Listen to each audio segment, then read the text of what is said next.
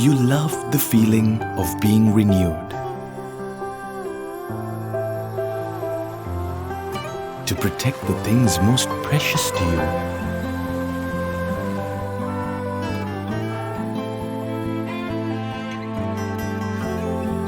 To stay beautiful every single day. To breathe just like we do, because you are truly delicate. Protecting the ones who've been with us through the years. With Sayalac Care, the only wood coating that truly protects you. Sayalac Wood Coatings from JAT. Welcome to Lmd Newsweek. I'm Ashwini Vethakan, and we begin with a roundup of local news. As of this week, the total number of COVID-19 infected patients in Sri Lanka has surpassed 154,000, with the number of recoveries reaching 123,532, and the number of deaths now stands at 1,089. The Colombo Port City Economic Commission Bill was passed in Parliament with amendments on Thursday. Vote on the third reading are as follows, with 149 seats in favour and 58 seats against. The Defence Ministry shifted to the newly constructed Defence Headquarters Complex in Sri Jayawardenepura Kotte on Tuesday. The Defence Secretary General declared the new building opened during an event organised to coincide with the 12th anniversary of Victory Day, amidst the blessing of the clergy. A promising decision was made to consider the opinions of the general public on reforms to elections, electoral structures and election laws. The Parliamentary Select Committee Reforms of Election Laws and the Electoral System has given the public a month to submit their take on the matter. The Foreign Ministry has reached out to overseas Sri Lankans and friends of Sri Lanka with a view of enlisting their support and contributions in kind and other forms towards their fellow Sri Lankans affected by the pandemic on a voluntary basis. The Embassy of Sri Lanka in Washington, D.C. mentioned that several groups in the US have already channeled assistance in this regard.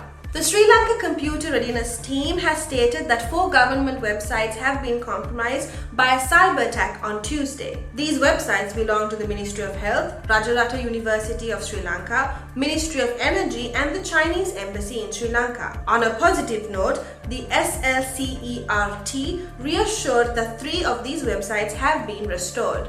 Moving on to business news, the Cabinet of Ministers approved the Labour Minister's proposal to introduce a suitable insurance scheme for Sri Lankan migrant workers to cover industrial and domestic accidents in the workplace and access to medical care for mental and health problems caused by job losses and employer harassment. The present insurance scheme provided by the Foreign Employment Bureau only includes paid compensations in the event of death and total disability. The Tourism Ministry stated that tourism service centres will be set up along the road network connecting the country's major tourist cities. 28 such centres will be constructed in the Norelia, Kandy, Badulla and Kegol districts during the first phase of this project. The President is set to inaugurate the Sri Lanka Investment Forum, positioned to be the region's maiden and largest virtual investment forum. This 3-day virtual event is scheduled to be held from the 7th to the 9th of June.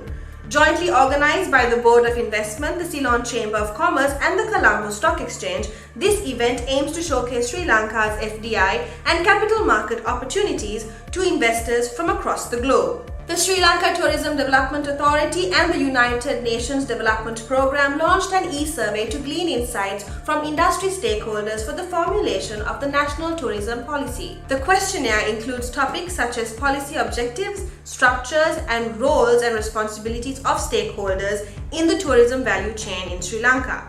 The survey is rolled out in Sinhala, Tamil and English languages. We'll be back after a short break with the latest from global and sports news. Thank you so much for all the support you gave me, guys. Okay.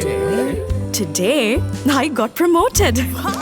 Those who spread goodness radiate happiness to everyone around them. Introducing LOLC Finance Credit Cards. Fuel the goodness in you. Welcome back to the show, and here's the latest from global news. As of this week, the total number of global COVID-19 infected patients currently stands at 165 million, with the number of recoveries reaching 146 million, and the number of deaths have now surpassed 3.4 million. The World Economic Forum cancelled the summer version of its annual meeting that was due to take place this August in Singapore, citing that it was improbable to conduct a global meeting with businesses, government and civil society leaders from all over the world at a scale that was planned given the tragic circumstances unfolding across geographies. The annual UK inflation rate doubled in April to 1.5% from 0.7% in March. This means that consumer prices are rising at their fastest rate since March 2020 at the outset of the pandemic. Japan's exports grew the most since 2010 in April, while capital spending perked up on a surging global demand for cars and electronics, lifting hopes that an improvement in trade could help lead the world's third largest economy back to growth. Also brightening the outlook, confidence among the nation's manufacturers hit a more than 2-year high in May on the back of solid overseas orders. Meanwhile, Bitcoin and other digital assets languished in Asia on Thursday, recovering marginally from 4-month lows but weighed down by concerns over tighter regulation in China and unease over massive leverage positions in the cryptocurrency world. In tech news, Google showed off a new look for Android 12, the latest version of its mobile operating system. It features larger buttons, muted pastel colors, and a clock on the home screen that adjusts in size based on how many notifications appear. The new version gives special attention to customization and user security and privacy. Wrapping things up, we look at the world of sport. The International Olympic Committee reassures athletes that they are going to do everything to make sure that the Tokyo Olympic Games will be held safely. With only 1% of the population vaccinated, Japan is struggling with a renewed outbreak of the coronavirus. However, the president of the committee, Thomas Bach, is confident that the officials will make the right decision to manage the situation. Merely 3 days after Leicester beat Chelsea 1-0 in the FA Cup final, Chelsea delivered a dose of revenge as the team managed to beat Leicester City in a rematch 2-1, boosting their hopes to go further in the Champions League.